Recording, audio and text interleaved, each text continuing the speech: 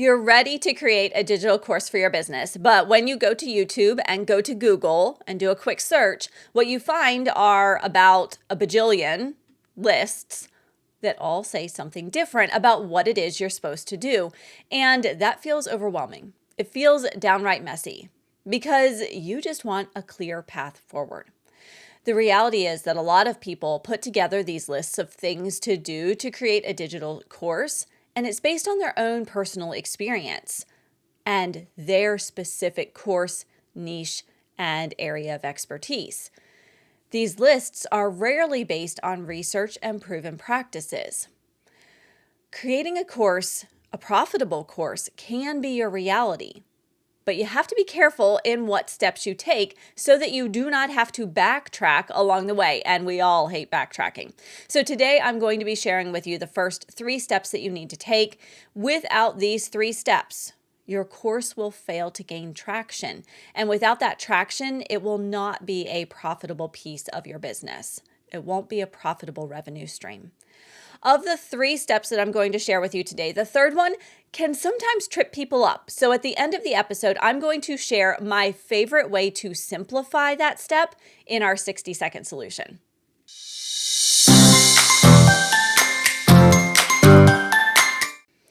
Okay, you've decided you're ready to add a digital course to your business. You've heard that it can be a profitable revenue stream, and you're really thinking about the importance of diversifying your offerings. And really, diversification is key to long-term success in your business. And it's really exciting to think about the possibilities that adding a course to your business can bring.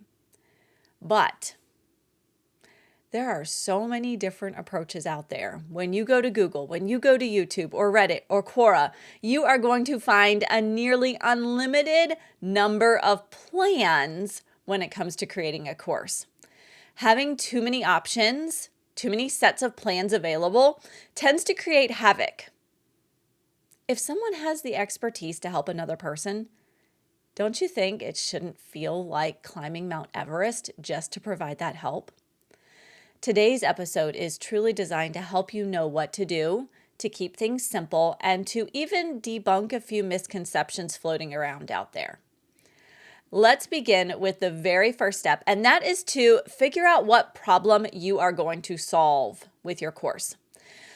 Identifying the problem that someone is having is your very first step. If you have a great course idea, but it doesn't solve a real problem, you're going to struggle to sell your course, regardless of how amazing it is. And as you're thinking about the problem, you want to keep your eyes and ears open in your research for what the real world situation is. What's actually happening out there? Because a lot of times what happens is we tend to get very insulated in our expertise and forget, or maybe we never went through certain steps in our journey, which means you need to get out there and do research. Because when you have a really clear idea of what the problem truly is, not just what you think it is, but what it truly is, and what the real world situation, what's happening, what needs to change, you are going to be able to create course goals that knock it out of the park every single time.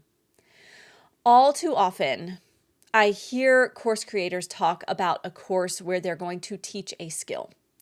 The skill is valuable, either as something that is necessary to everyday life or to a hobby that allows someone to feel balance and peace. What could be wrong with teaching a skill, right? We've all looked for YouTube videos on how to do a specific thing. The challenge is that people don't buy skills. They buy a solution to a problem. So let me walk through a few examples of what I'm talking about. First up, what made you click on this podcast episode today? Chances are you're curious or even struggling with getting started on a digital course. You're having trouble figuring out what steps to take. You found a lot of different lists. You're trying to pare it down to what's necessary and even who to trust. This is a problem. You're struggling to find the steps. The episode that you're listening to right now solves the problem of what steps to take when beginning the creation of your digital course, whether it's your first course or your next course. Now imagine you teach people how to crochet. Unless someone has just always had a hankering for crocheting and wants to learn, you are going to have to identify the problem that is leading them to crocheting as a solution. Maybe it's that they want to be able to create a handmade gift for their first grandchild or their 10th grandchild, but they can't afford to pay someone to crochet a baby blanket for, say, $300, but they could make one for far less. So they're going to be looking for a course on how to create that special keepsake that will be on their grandchild's bed for years to come. I know that my aunt made a blanket for my child, and it's still on his bed, even though he's long outgrown a baby blanket. It's still there. It's still a moment of family and connection. And so the solution, right, the problem is not, I want to know how to crochet, I want to know this skill. Not knowing how to crochet is not a problem. Knowing how to crochet is the solution. So as we prepare to create a digital course, we really have to make sure that we're solving a problem that people are willing to pay money for and want to pay money for. When you have a clear problem in mind that's going to be solved, at least in part, by your digital course, now it's time for step 2, which is to begin building an audience who will be enthusiastic buyers for your course. Too often, I see this step being pushed until the creator has really come up with a clear idea of what will be in their actual course. The sales mechanism maybe has been outlined, and the course might even be nearing completion. When you do this, when we all have fallen victim to this, when we create everything before building an audience, our audience gets kind of cut out of the loop, and we want to pull them into the loop. Building an audience is going to help us to identify the gaps that we have in our course idea. They're going to give us important phrases and words to use in our messaging, and they will become our biggest advocates when we launch the course. They are going to be first in line to buy, and they're going to be first in line to tell their friends and their family and their acquaintances all about this fantastic course that they have been waiting for and they finally got to purchase. And that's going to drive more sales to your course and to your business. Without an audience, what happens is our course tends to sit in the file drawer, or maybe the expensive Kajabi shell that you built. We have to utilize the power of our audience to create and test content, to think about material, and even the pacing of the course. Think about who your audience is. If they are really busy professionals and you are teaching a course on crocheting, which would fall into the category for them of hobby, then you may have to slow down the pace of the course because they are not going to have the time, or maybe not be able to make the time right away to dig into a really fast-paced course. But you aren't going to know that without your audience. By building and getting to know your audience, what happens is we are much more likely to have a successful and profitable course. Sounds good, right? Okay, that brings me to almost to step 3. Not quite, but almost. Because when we think about our audience, I just want to say one more thing about that. When we think about our audience, we want to make sure that we aren't just saying, let's build a Facebook group and see what they post. When we're building an audience, we're actually talking about creating relationships. And you've heard me talk about this before if you've been around the podcast for any length of time. We need to build relationships with our audience. So if you have something like a Facebook group, you want to make sure that you're actually connecting, that you're going live, that you are posting, that you are commenting, that you are encouraging their comments, because this is how you truly get to know your audience. All right, enough about that. Finally, with what you're learning from your audience, you can create an amazing course outline, one that's really good. Now, this step can be tricky, and it's why at the end of this episode in our 60-second solution, I'm going to share a simple way to think about your course outline. But let's talk about course outlines in general for right now. What comes to mind when I even say that word, course outline. How many times have you heard that you should just brain dump all of your ideas onto a whiteboard, a set of sticky notes, or maybe onto a Trello board, and then arrange those ideas into these categories and allow those categories to determine the modules for your course? This is a critical and common mistake that course creators make. It makes perfect sense, right? Brain dump all of those ideas, organize them, and then you have a course. We are the experts, after all, on what we do, and it makes sense to think about all of the things that we want our students to be able to know, think, and do. If we can just get it all out and organize it, then our students will be successful in solving the problem they came to us for. As humans, though, we really need to understand what is coming to be able to process it and make connections with the things that we already know. Now, how does that apply specifically to our courses? Well, we need to clearly define what the outcome is for the course, first and foremost. What our students will be able to know, think, and do at the end of the course that addresses the problem they are currently having. And we have to do this prior to the brain dump. We have to do it prior to all of that content just being offloaded onto a sticky note or many, many sticky notes, because each module goal must align directly back to the course goal. This is where it gets complicated, because a lot of times we think about all of the ideas and then we try to reverse engineer the course, and that's where the breakdown happens. Because what in reality needs to occur is you have to have a course goal, then you have module goals, and then this is the mistake many creators make. You have to have lesson goals that align back to the module and ultimately to those course goals. So often we create all of the content and then try and put it into these boxes so that it's a neat package for the students. But inevitably, things are kind of spilling over the boxes. It's not very neat. It's kind of like letting a 3-year-old wrap Christmas presents. They're not quite neat. They're done, but they're not quite neat. And maybe the sweater sleeve is sticking out of the wrapping paper just a little bit. If we want to ensure that our students have the content that's needed to solve the problem, we can't skip these steps.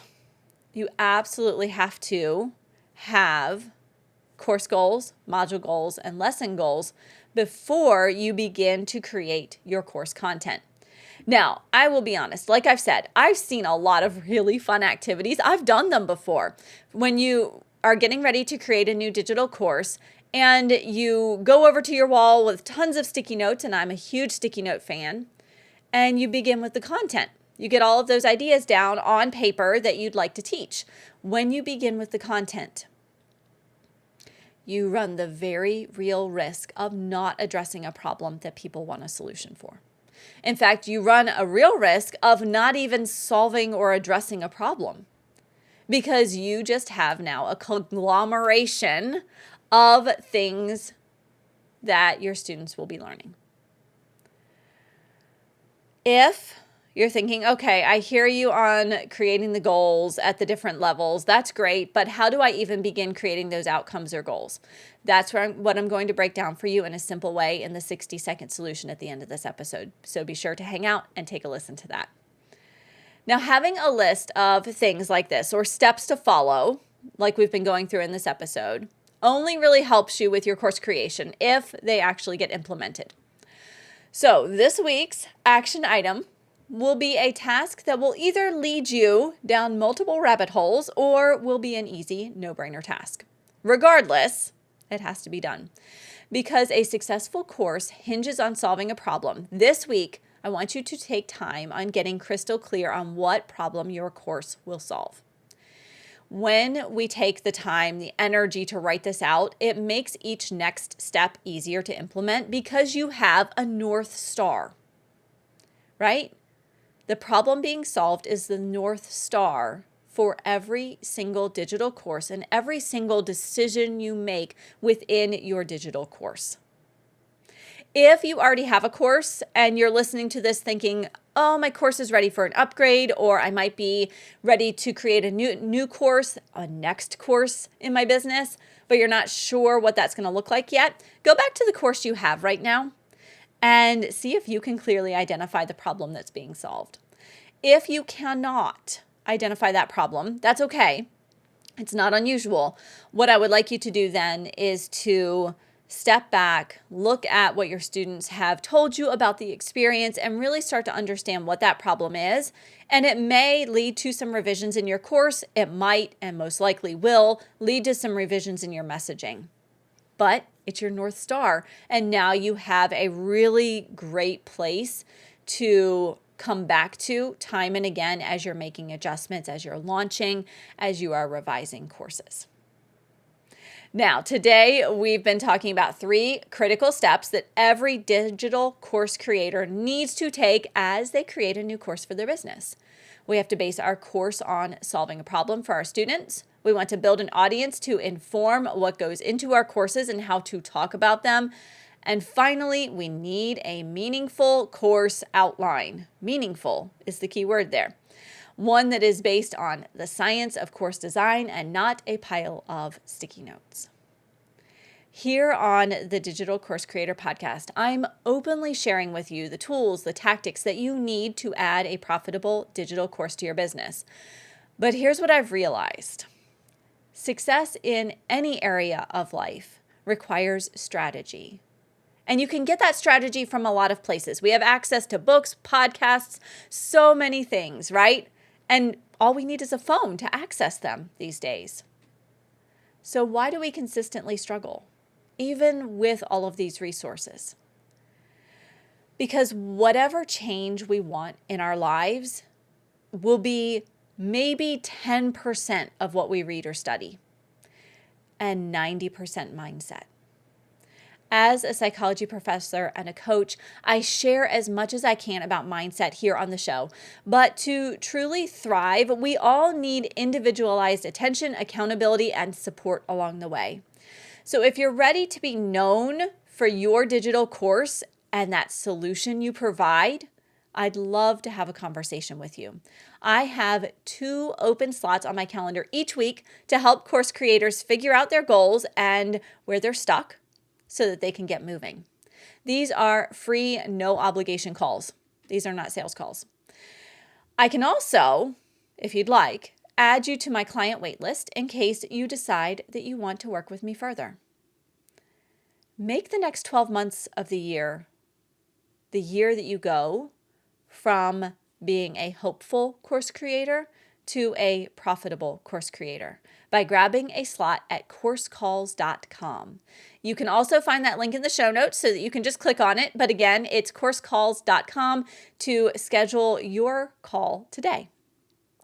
As we wrap up today's episode, let's dig into our 60-second solution for the week.